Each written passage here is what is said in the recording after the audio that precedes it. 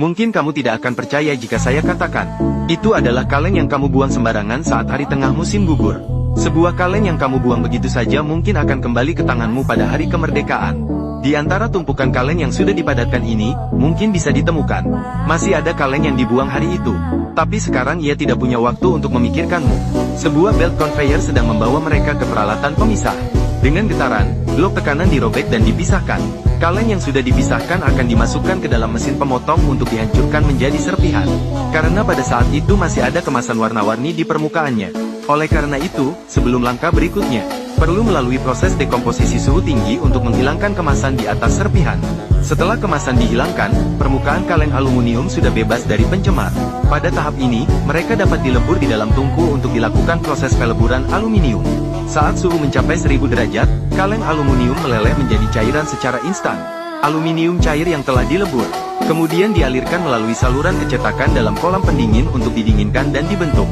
Setelah didinginkan dengan terus-menerus disiram air bersih melalui perangkat, sebuah truk penuh kaleng hingga berubah menjadi 4 lempengan aluminium besar terpampang di depan mata, sehingga bisa menggunakan mereka sebagai bahan untuk membuat kaleng baru lagi.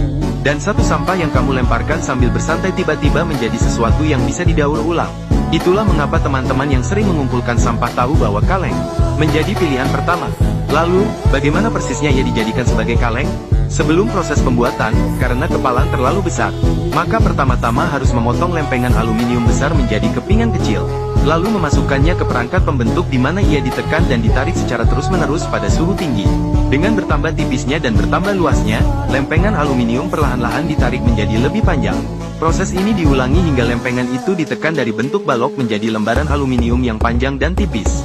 Namun ini hanya langkah pertama dalam seluruh proses produksi.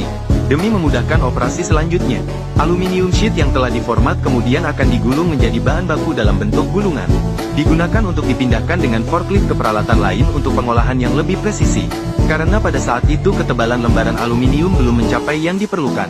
Oleh karena itu fungsi peralatan ini adalah menyempitkan lembaran aluminium lebih lanjut sambil menjaga ketebalannya tetap seragam, sehingga memberikan dasar yang baik untuk pembuatan kaleng minuman. Setelah 2 kali pemadatan, ketebalan lembaran aluminium sudah sepenuhnya mencapai yang dibutuhkan. Setelah digulung kembali, bahan sudah siap. Namun, proses produksi sebenarnya baru saja dimulai. Setelah memasukkan lembaran aluminium ke poros pengangkut dan memperbaiki kedua sisinya. Selanjutnya, dengan menyala-nyalanya peralatan, lembaran aluminium dimasukkan ke mesin pencetak. Dengan bantuan cetakan atas dan bawah, beroperasi pada kecepatan tinggi. Mencetak lembaran aluminium menjadi berbentuk mangkuk kecil. Mangkuk-mangkuk itu akan digunakan sebagai bahan dasar pembuatan kaleng minuman. Kemudian mereka akan disalurkan melalui konveyor